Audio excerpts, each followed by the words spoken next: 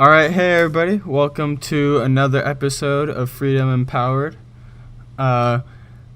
Mason and I have a good episode for you guys today. I think you guys will find it very interesting.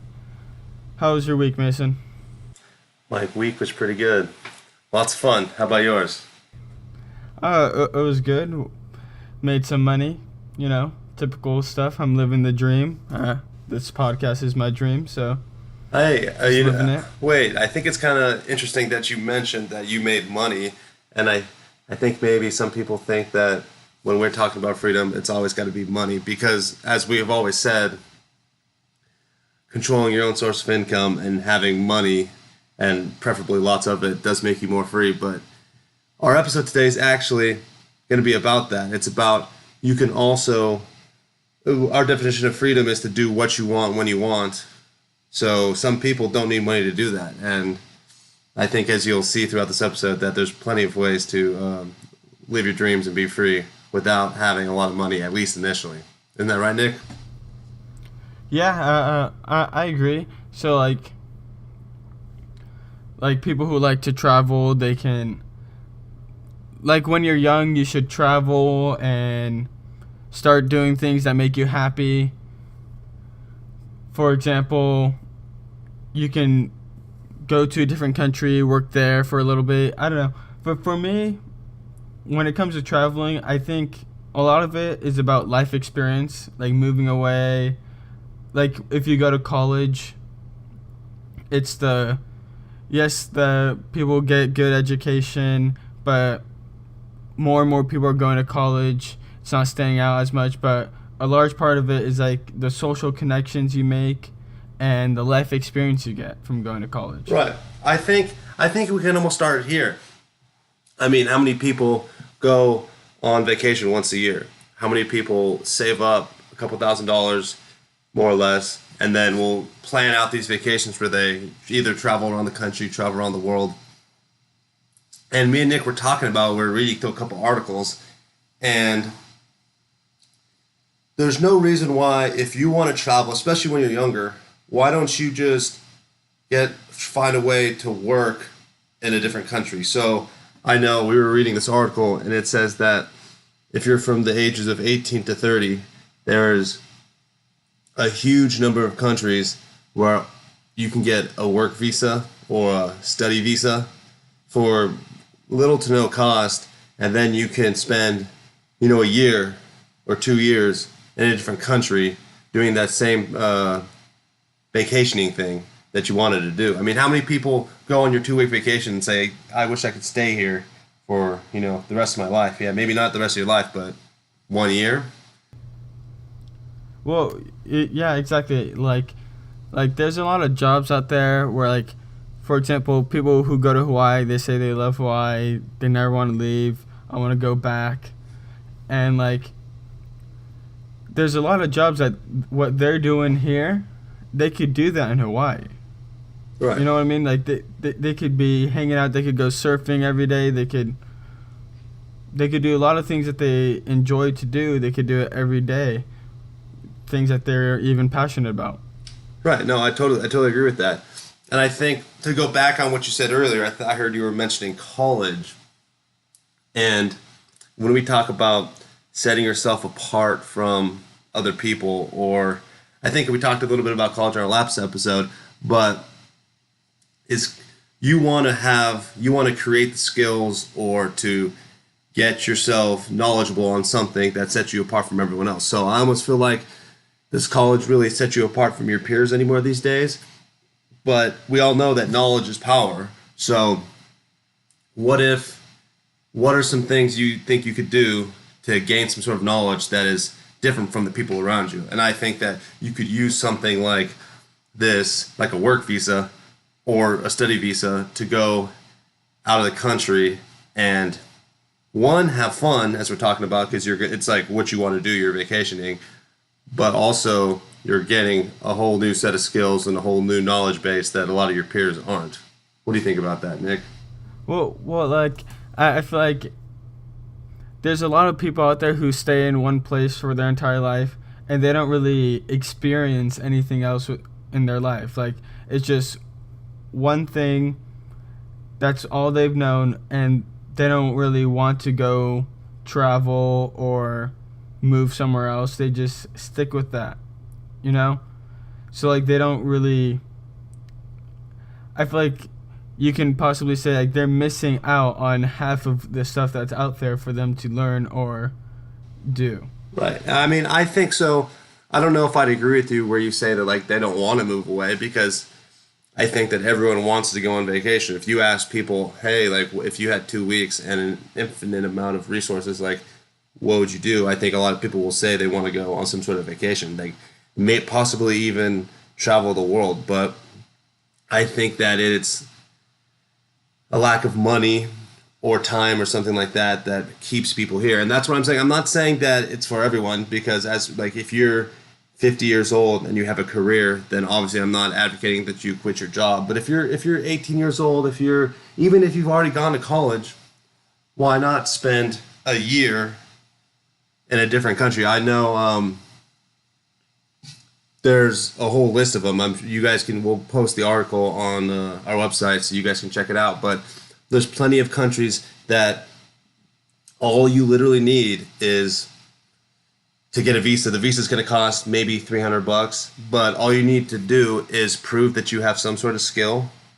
So you're going to add something to the community, which a lot of times just means that you have a job lined up, and then two, prove that you have the funds to buy your return flight after your year is up. So if you're in that age range of 18 to 30, which I think could be a little bit less than 30, why would you not? Why would you not go and maybe like let's say you're interested in languages, why not go and just learn a new language? At a minimum, you're learning that. At a minimum, you're learning a new language and a new culture.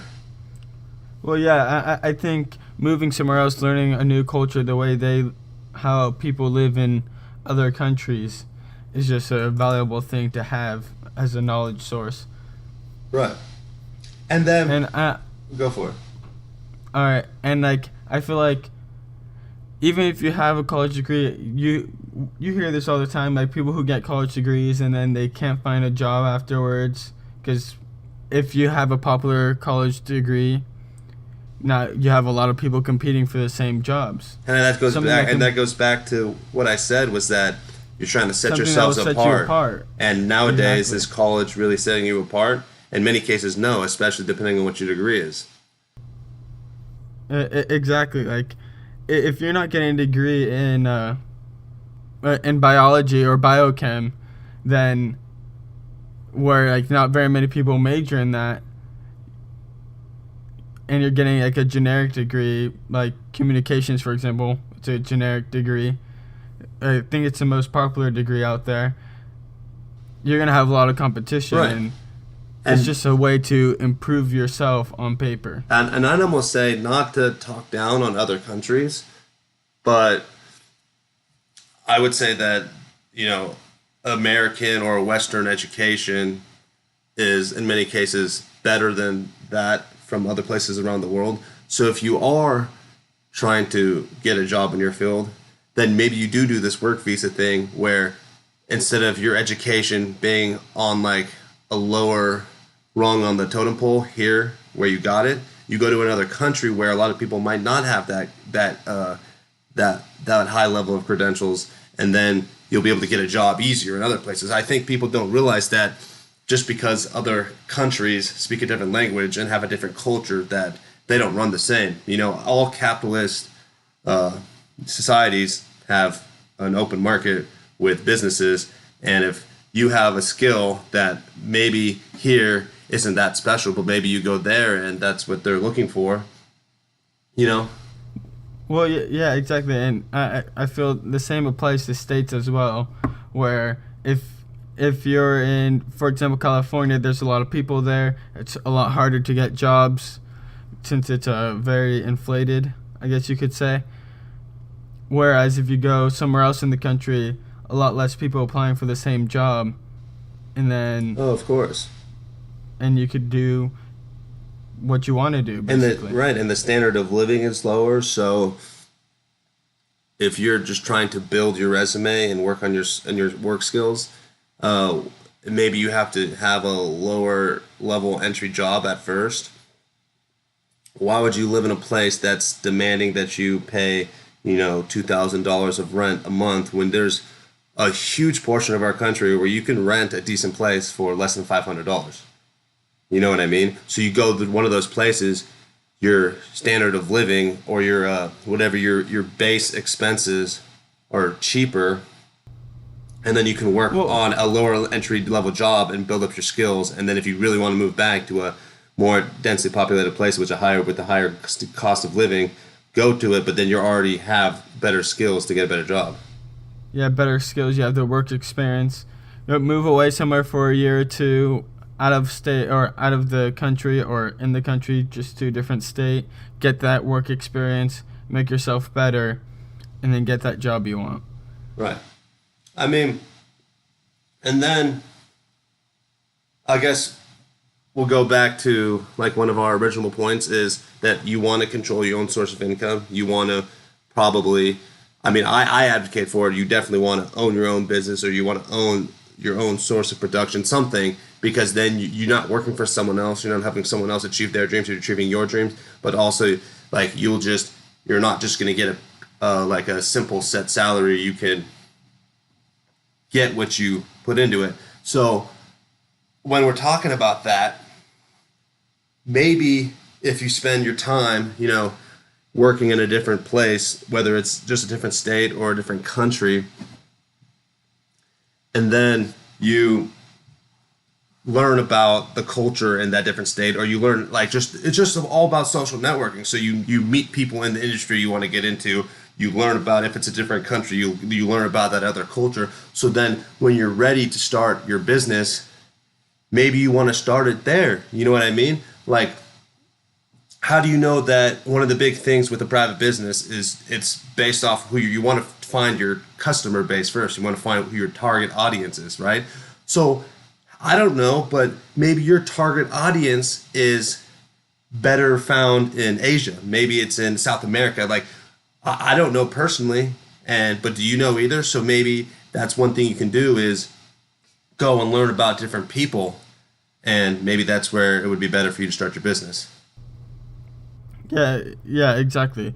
Like, but if you have like a niche idea, like something unique, and maybe it's not selling in the United States, and you're like, and you just give up, or you could maybe find out by traveling or moving somewhere else that your idea is could be very successful in a different country. Right. Like, For instance, let me just, sorry for cutting you off, but I know I was just watching a video about this bodybuilder. I don't know if he's selling merchandise or if he's just a YouTube sensation or whatever. But I was looking at one of his videos, and he lives in Thailand.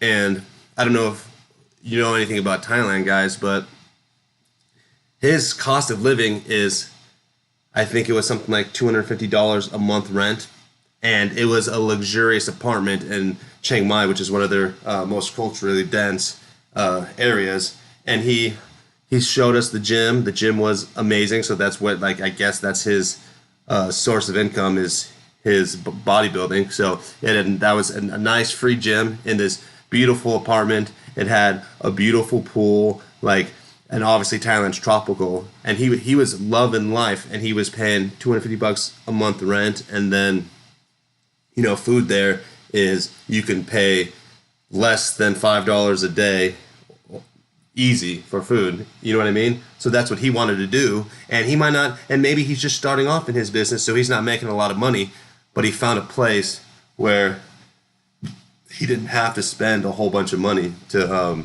yeah. survive. And I feel like even if he doesn't, for example, if you don't want to stay in Thailand, once he makes enough money, he could probably move that whole operation over to the United States. Right. I mean, somewhere he wants to be.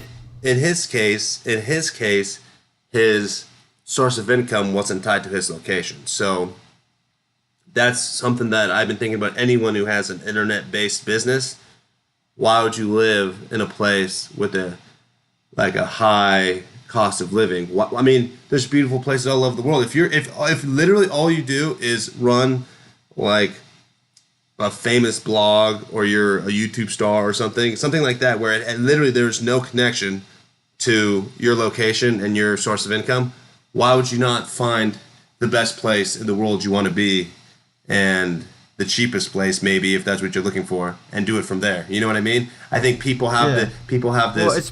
Go for I it. feel like especially starting out, it's better to be somewhere cheaper. So then eventually move to that expensive area with the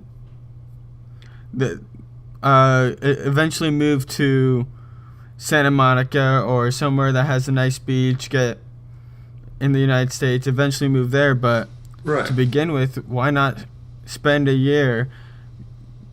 Who cares if you don't like the place as much? You're working towards your dream. You're working towards your Right. goal. And I would almost say, like for another example, if you're in the tech business and you're trying to create like an app or something, and people always think, oh, I'm going to move to California, I'm going to go live in Silicon Valley, where that's a big place for technological advancements.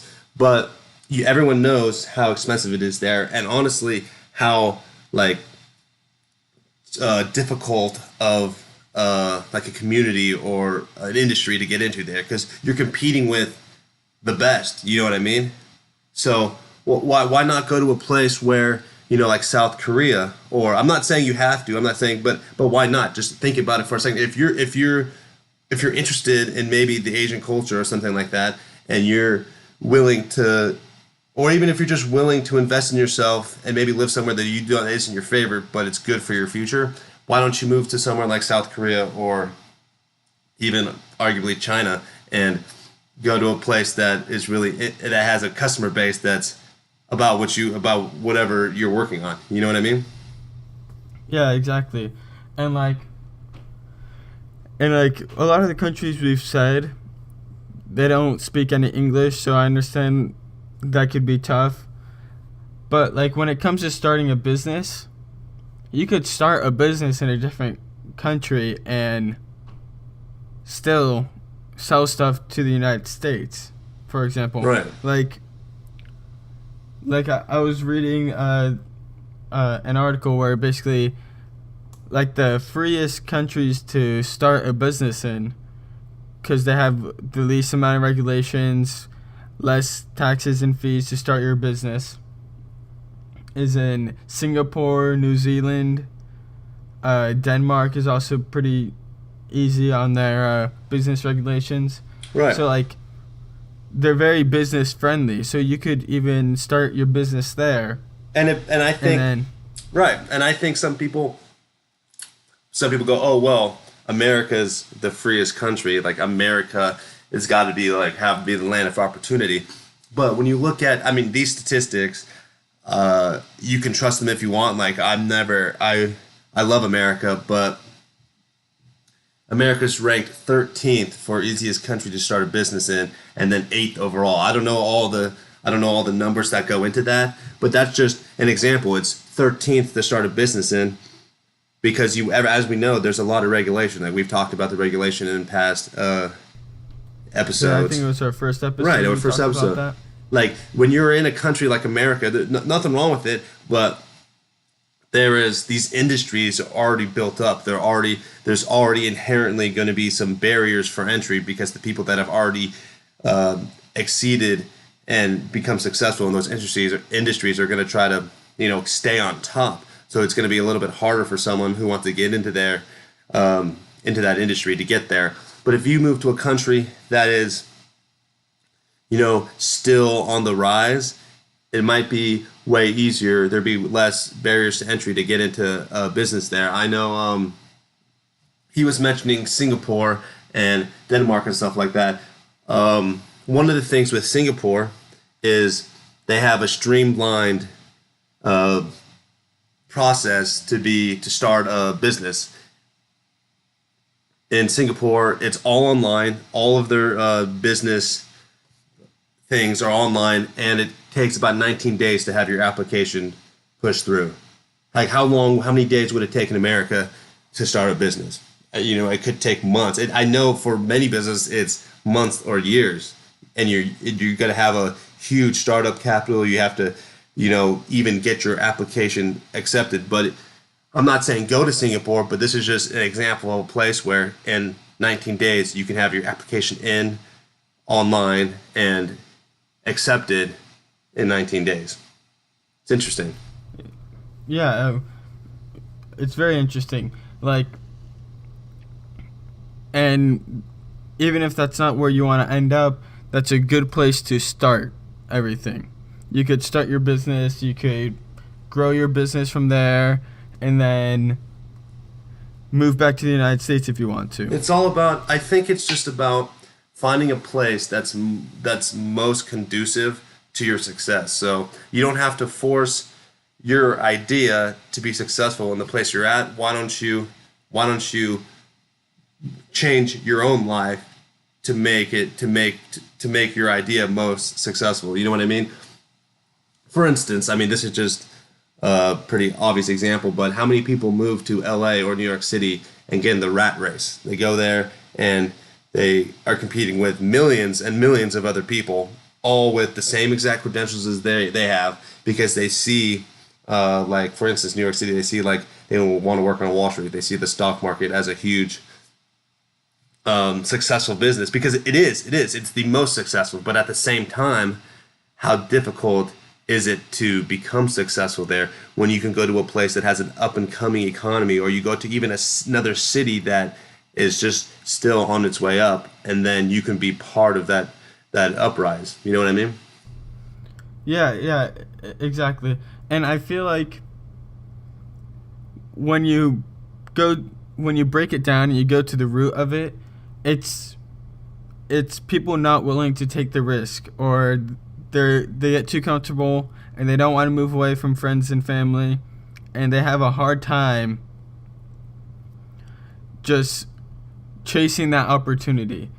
Like I remember reading a study where basically like only like 30% of people are willing to move away for their job opportunities. Right. Like, Yeah. or like how many people aren't willing to move away for college? Like Right. they just want. Like for the average American, how many major life changes do they have in their life? You know what I mean? So you grow up. Let's say for most people, you grow up, go to high school, you're all in the same place. So that's your first part of your life. Then you're going to have a major change potentially by going to college. Maybe you don't even have a major change, but let's say you do. That's one major change. You move somewhere else, you go to college, and then after college, you might move somewhere else to where you start your first job, or maybe you just move back home, because I know a huge number of people will just move back home to their hometown and then they stay there. So maybe in your entire life you might have 2 to 3 major life changes. So that's why if that. So I mean, I don't blame people for being afraid of change, but I just also have to say that if you were to overcome those initial fears, I think you would realize, one, you realize that it's not that bad change, and two, you might realize that change is actually good. I mean, how many people are afraid to move out of their house? How many people in today's generation live with their parents until their mid 20s? You know, because they see it as maybe a cheaper way to live or a safer way to live, or they're just afraid of that change. But then again, But like, but like how many times do you see them move back in? No, or yeah. say like, I want to move back in. Very rarely you never. see that. Even if living is harder, like on your own, away from your comfort zone, I think the vast majority of people would admit that it was worth it. That they're living a more fuller life because of it. You know what I Yeah, mean? yeah, and I wouldn't even say it's necessarily harder. I think it's more responsibility, and some people Right. aren't wanting to take on that responsibility, or they don't like it. And we talk about um, being independent. That's part of having your individual freedom, is you're independent and you're taking responsibility for your own life. And I think that some people might see it as scary, but I think that most people, once they get more responsibility, they're going to really enjoy it. So even if you're afraid, I'm telling you, just push yourself out of your comfort zone.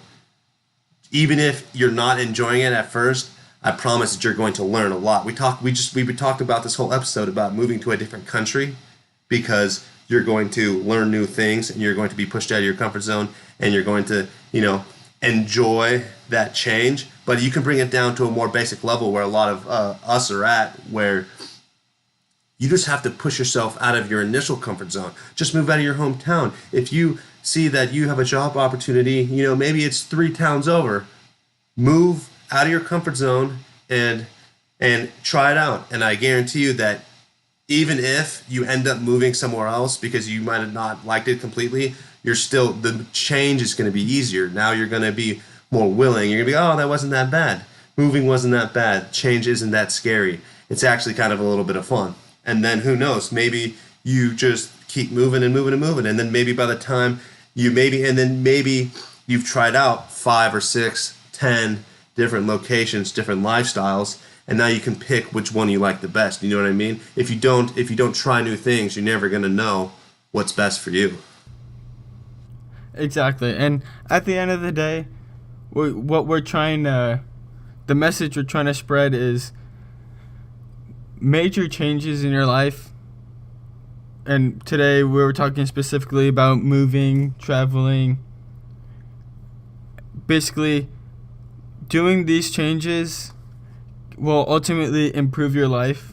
Whether you move and you don't like it, so you move back, but at least you have that knowledge, that life experience.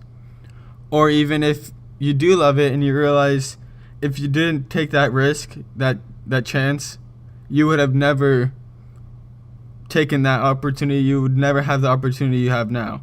And that's just something you need to do in order to find out what's the dream you're pursuing, or to reach your freedom that you want. It's all about creating more opportunity for yourself. You don't know what you don't know. You don't know what you want unless you get out there and start experiencing new things, and then you can figure out what you want. Because I'm telling you, I know for me personally, like, I know that I never wanted to, and I know that would never move back home to my hometown, because that's not what I want. But it was a hard transition. It was like, it's a little bit nerve-wracking to go and get out of your comfort zone. But now I know what I want. You know what I mean? I think Nick knows what he wants. I think that there's a lot of you out there that might know what you want, or you might not know what you want first, or even worse, you might know what you want but be too afraid to go and do it because you're just afraid to shake up your life a little bit. But all we're here to say is you just got to go for it, because you either, like, worst case scenario, you say oops, and then you make another change. You know what I mean? If you're willing and capable and just to change and to go out there and try new things, you're never going to be stuck. You're never going to be sitting down at 60, 70 years old like, oh man, like, I wish I would have done this, because you're 70 years old. Go do it then. Go do it. You're never too old to try something new. You're never too old to chase your dreams. You're never too old to be successful and live a life of freedom. That's pretty much all I got to say. Yeah, I think you wrapped it up pretty well right there. All right, guys. Thank you guys for listening to the show.